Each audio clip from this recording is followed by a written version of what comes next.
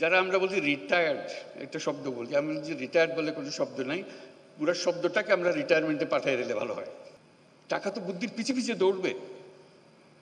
আমরা এখন বলছি টাকা নেই, টাকা নেই, টাকা নেই তো বিষয় না, বুদ্ধি নেই, বুদ্ধি নেই বলতে পারে। কেন বুদ্ধি থাকবে না আমাদের? বুদ্ধি থাকলেই টাকা। দেশ আর দুনিয়ার সীমা রেখা এখন আর নাই। আমরা যে পর্যায়ে তরুণরা আমাদেরকে যে পর্যায়ে নিয়ে এসছে, আমরা একাকার হয়ে গেছে। আমরা ওই সীমাতে চলে গেছি। কাজে সেই সীমাতে আমাদেরকে সেই তরুণরা, তখন এটা আন্তর্জাতিক হবে। আন্তর্জাতিক তরুণরা দেখতে আসবে বাংলাদেশের তরুণরা কি করছে, বাংলাদেশের তরুণরা কি করছে। বুদ্ধি নিতে আসবে, শিখতে আসবে, উৎসাহ নিতে আসবে, জয়েন্ট ভেঞ্চার করতে আসবে। আজকে যে ঘরে বসে করছে সেটা দেখা যাবে যে আন্তর্জাতিক ব্যবসাতে পরিণত হয়েছে। এটার কোনো তফাৎ নেই। ঘরে বসে কাজ, আন্তর্জাতিক কাজ কোনো তফাৎ নেই, শুধু আকারে বড়। বুদ্ধি, ছোট্ট বুদ্ধি। একবার যদি বুদ্ধিটা খেটে যায় তাহলে এটা সারা দুনিয়ার জন্য খেটে গেল।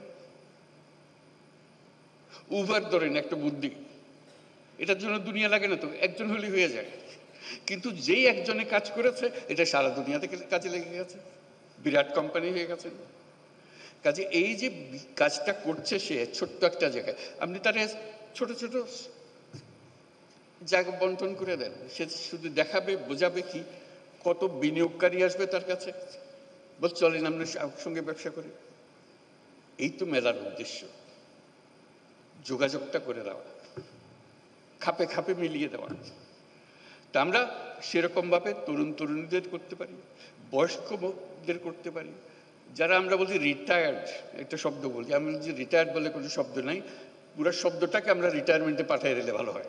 বসুন্ধরা টিস্যুতে ছাড়ের ছড়াছড়ি। বসুন্ধরা টিস্যু নিয়ে এলো নিশ্চিত ছাড়।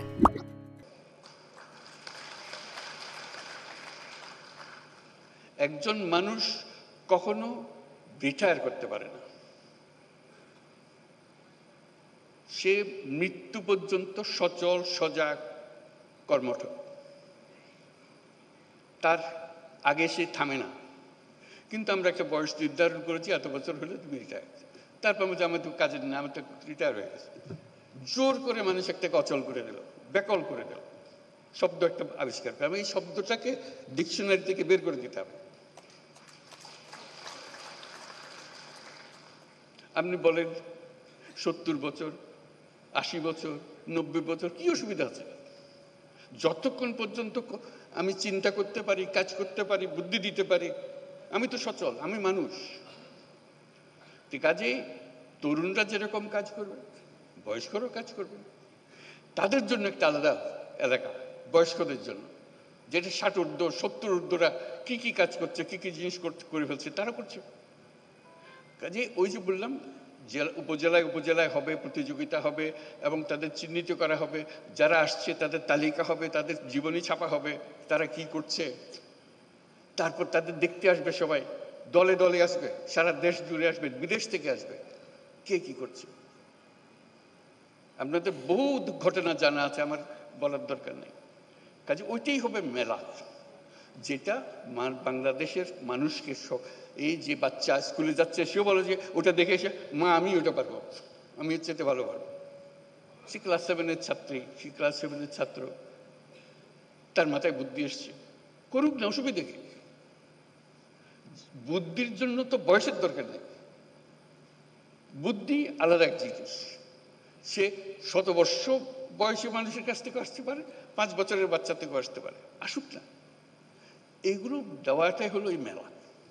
কাজে আমরা এই মেলা আজকে আমরা দেখব, মেলা আমাদের উৎসাহিত করবে, কিন্তু ভবিষ্যতের মেলা সারা দেশ জুড়ে হবে, জায়গায় জায়গায় হবে।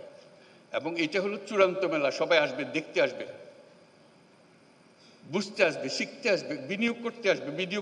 এখানে যারা দেখতে আসবে তাদের অর্ধেকাংশ হলো যারা বিনিয়োগ করতে চায়, সঙ্গী খুঁজতেছে, কোন ব্যবসাটা সে ধরবে, কোন ব্যবসাটাকে নিয়ে সে এগিয়ে যাবে। বুদ্ধিটা তো বিরাট সম্পদ, টাকার চাইতে অনেক বড় জিনিস।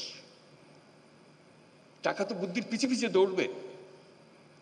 আমরা এখন বলছি টাকা নেই, টাকা নেই, টাকা নেই তো বিষয় না, বুদ্ধি নেই বুদ্ধি নেই বলতে পারে, কেন বুদ্ধি থাকবে না আমাদের?